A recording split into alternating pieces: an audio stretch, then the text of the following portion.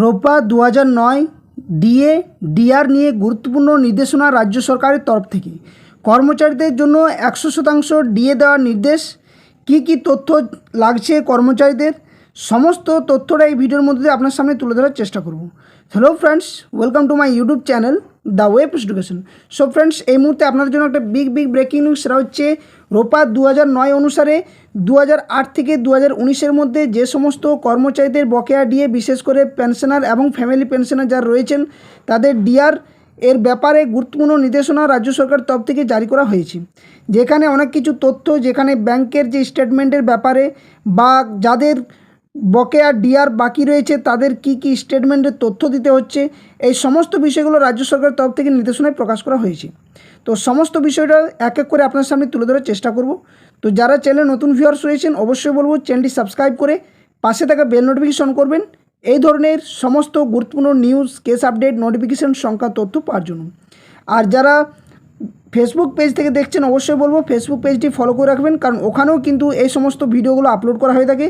ভিডিওর ডেসক্রিপশন বক্সে official Telegram channel link এবং অফিসিয়াল ফেসবুক পেজের লিঙ্ক দেওয়া রয়েছে, সেখানে সকলে যুক্ত হয়ে যাবেন। তো দেখুন, বিষয়টা হচ্ছে রাজ্যের কর্মচারীদের বকেয়া ডিএ নিয়ে যে ইতিহাস এবং বকেয়া ডিএ বাকি, সেটা কিন্তু দীর্ঘদিনের। তো এক এক করে রাজ্য সরকার তরফ থেকে সমস্ত বকেয়া ডিআর, বিশেষ করে পেনশনার এবং ফ্যামিলি পেনশনার যারা রয়েছেন, তাদের কিন্তু এই যে বকেয়া ডিআর, সেটা কিন্তু দেওয়ার জন্য রাজ্য সরকার প্রস্তুত। এবং অলরেডি এর আগে 2016 থেকে 2019 যে বকেয়া পাওনা ছিল, সেটা কিন্তু অলরেডি দিয়েছিল। এবং কিছু নির্দিষ্ট যারা সার্ভিসম্যান কর্মচারী, তাদেরও কিন্তু এই যে দেওয়া, সেটা কিন্তু হয়েছে।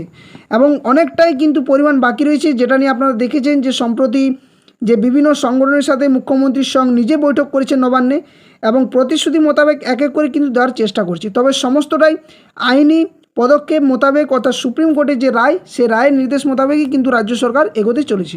তো তারই পরিপ্রেক্ষিতে কিছু গুরুত্বপূর্ণ তথ্য কিন্তু রাজ্য সরকারের তরফ থেকে দেওয়া হয়েছে, সেটা এক এক করে আপনার সামনে তুলে ধরার চেষ্টা করছি।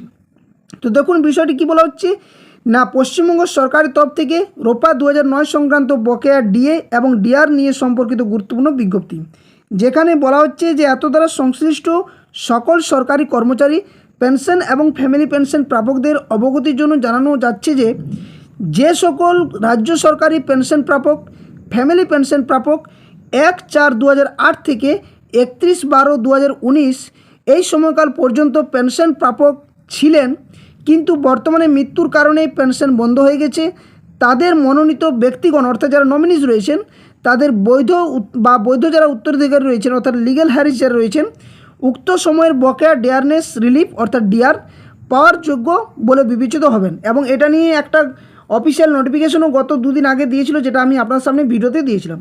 তো রাজ্য সরকারের যে আদেশনামার নম্বর, যেটা 75 অ্যাপ, যেখানে তারিখ উল্লেখ করা রয়েছে, কত তারিখ না, তারিখ রয়েছে 23/3/2026 এই তারিখের মধ্যে। এবং কি বলা হচ্ছে না, এই তারিখ অনুযায়ী সংশ্লিষ্ট মৃত পেনশন প্রাপকদের বৈধ উত্তরাধিকারী বা নমিনিদের প্রয়োজনীয় নথিপত্র সহ দ্রুত সংশ্লিষ্ট ট্রেজারি অফিসে যোগাযোগ করার জন্য অনুরোধ করা হচ্ছে। এবং এই ধরনের সংশ্লিষ্ট যে নিউজ বা আপডেট, সেটা কিন্তু এর আগেও দিয়েছিল, একবার আপনার সামনে তুলে ধরেছিলাম। তো এটা খুবই কিন্তু গুরুত্বপূর্ণ বিষয়। কিছু গুরুত্বপূর্ণ তথ্য চাওয়া হয়েছে, যেগুলো ট্রেজারিতে বা যাদের অ্যাকাউন্টের দ্বারা যে পয়সাটা প্রবেশ করানো হবে, সে সমস্ত নথিপত্র কিন্তু জমা করতে বলা হচ্ছে। এবং যারা হয়তো নথিপত্র জমা করেছেন, তারা কিন্তু অবশ্যই আমার নিজস্ব যে পরামর্শ, যে আপনারা কিন্তু যোগাযোগ রাখবেন ব্যাংকের সাথে। এবং দ্বিতীয়ত বলা হচ্ছে, যে সকল পেনশন প্রাপক বা ফ্যামিলি পেনশন প্রাপক ট্রেজারি থেকে পেনশন গ্রহণ করেন, কিন্তু গত নভেম্বর মাসে লাইফ সার্টিফিকেট অর্থাৎ জীবন যে প্রমাণপত্র জমা না দেওয়ার কারণে যাদের পেনশন বা ফ্যামিলি পেনশন বন্ধ রয়েছে, তাদের অনতিবিলম্বে জীবন প্রমাণপত্র অর্থাৎ লাইফ সার্টিফিকেট নিজ ট্রেজারিতে অথবা অনলাইনে ডিজিটাল লাইফ সার্টিফিকেট বানিয়ে সেটা কিন্তু জমা দেওয়ার জন্য অনুরোধ করা হচ্ছে, অর্থাৎ ডিএলসি যেটা বলা হয়, সেটা কিন্তু জমা দিতে বলা হচ্ছে। এবং এটা আপনাদের জন্য সত্যিই খুবই গুরুত্বপূর্ণ, যে এই বিষয়গুলো যদি আপনারা না জানেন বা এগুলো যদি না করেন, তাহলে অবশ্যই অনেকেই হয়তো অ্যাকাউন্টে পয়সা ঢুকছে না বা আপনাদের ব্যাংকে বা ট্রেজারিতে পয়সা কিন্তু আসছে না।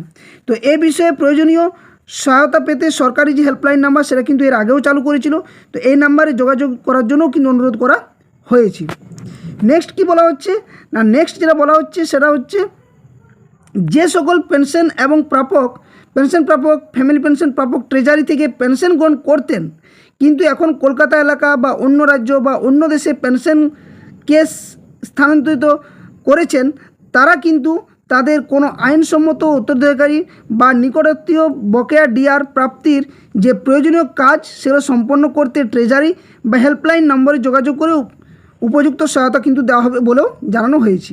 এখানে আরেকটা গুরুত্বপূর্ণ বিষয় বলা হয়েছে, সেটা হচ্ছে এছাড়া রাজ্য সরকার যে বিজ্ঞপ্তি নম্বর 835 যেটা গত সরকারের সময় চালু করা হয়েছিল, যেটা 28/2/2026 এবং গত 18 মার্চ এটাও কিন্তু গত সরকার সময় যেগুলো চালু করা হয়েছিল, সেই বিজ্ঞপ্তির অনুসারে ম্যানুয়াল সার্ভিস বুক স্ক্যান অর্থাৎ WBIFMS যে পোর্টাল রয়েছে সেই পোর্টালে আপলোড করা এবং HRMS মডিউলে সার্ভিস বুক পূরণ করার জন্য কাজ দ্রুত সম্পন্ন করার যে নির্দেশ, সেটা কিন্তু সংশ্লিষ্ট সকল কর্তৃপক্ষ এবং কর্মচারীদেরকে বিশেষ অনুরোধ করা হচ্ছে। তো এটা কিন্তু নোটিফিকেশনটা এর আগেও দিয়েছিল এবং পুনরায় আবারও কিন্তু এই ধরনের যে তথ্য সেটা কিন্তু উঠে আসছে। তাতে করে একটা বিষয় উপলব্ধি করার মতো যে যাদের বকেয়া ডিএ বা যে সমস্ত কর্মচারীদের বকেয়া ডিআর বাকি রয়েছে, তারা এই সমস্ত অবিলম্বে কাজগুলো করে রাখুন। কারণ হয়তো সরকার এরপর এক এক করে সমস্ত কর্মচারীদের যে বকেয়া ডিআর বা ডিএ বা পেনশন, ফ্যামিলি পেনশন যেগুলো বাকি রয়েছে, আশা করছি খুব দ্রুত মেটানোর চেষ্টা করবে। এবং বারংবার আমাকে মেসেজ করেন যে হয়তো এই তথ্যগুলো ভুয়ো, কিন্তু দেখুন এগুলো ভুয়ো নয়। অনেকেই যারা পেয়েছেন তারা কমেন্ট করেন, অনেকেই পায়নি, দুটোই ঠিক। এবং এটা নিয়ে রাজ্য সরকার আগেও বলেছে যে এই সরকারের সময়ে যে গত দুদিনের যে নোটিফিকেশন যে 100% যে ডিআর পেনশন, ফ্যামিলি পেনশন রয়েছেন তাদের কিন্তু দ্রুততার সাথে বা অবিলম্বে মিটিয়ে দেওয়া হবে। এবং এটা নিয়ে নবান্ন থেকে একটা বা অর্থ দপ্তর থেকে এটা কিন্তু একটা নোটিশও জারি করা হয়েছিল।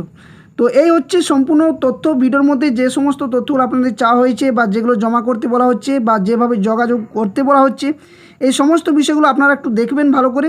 এবং আশা করছি আপনাদের যে দীর্ঘদিনের যে প্রচেষ্টা বা চেষ্টা বা চাতক পাখির মতো যে তাকিয়ে থাকার একটা নিজেদের যে অধিকার, সেই অধিকার থেকে অবশ্যই বঞ্চনা করা হবে না। এবং রাজ্য সরকার আশ্বস্ত করেছেন যে সমস্ত বকেয়া ডিএ, ডিআর এই সমস্তগুলো মিটিয়ে দেওয়া হবে খুব দ্রুততার সাথে।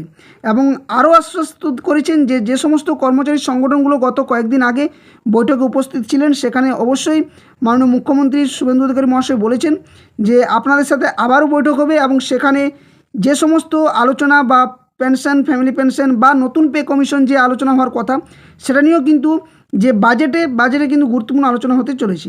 তো এই মাসে মোটামুটি 22 তারিখে ধরুন যে পূর্ণাঙ্গ বাজেট রাজ্য সরকারের, নতুন রাজ্য সরকার যে পূর্ণাঙ্গ বাজেট সেটা কিন্তু পেশ হবে। এবং এখান থেকে অনেক কিছু আপডেট আসতে চলেছে, যেখানে আপনাদের বকেয়া ডিএ নিয়ে একটা গুরুত্বপূর্ণ বিষয়। এবং আপনারা জানেন যে মুখ্যমন্ত্রী এটা আশ্বস্ত করেছেন যে নতুন পে কমিশন 2027 জানুয়ারি মাসের মধ্যে কিন্তু লাগু হওয়ার কথার সেটাও কিন্তু আশ্বস্ত করেছে। তো এইসব ব্যাপারে অবশ্যই আলোচনা চলছে এবং খুব দ্রুততার সাথে এই সমস্ত যে বকেয়া ডিএ, ডিআরগুলো সেগুলোও কিন্তু মিটিয়ে দেওয়া হবে। এবং যে ডিএ বৃদ্ধির ব্যাপারে সেটাও কিন্তু জোর জল্পনা বা আলোচনা চলছে। আশা করছি 18% যে রাজ্য সরকারের বর্তমান যে ডিএর হার বা বৃদ্ধি, যেটা এখনও পর্যন্ত করা হয়নি, যেটা গত সরকার 4% করব বলেও এখনও পর্যন্ত হয়নি। তো দেখা যাক, এটাতেও নিশ্চয়ই সরকার কিছু না কিছু পদক্ষেপ নেবে। তো এই ছিল সম্পূর্ণ আপডেটটা আপনার সামনে তুলে ধরার চেষ্টা করলাম। ভিডিওটি ভালো লাগলে ভিডিওটি লাইক, বাকি শেয়ার করবেন।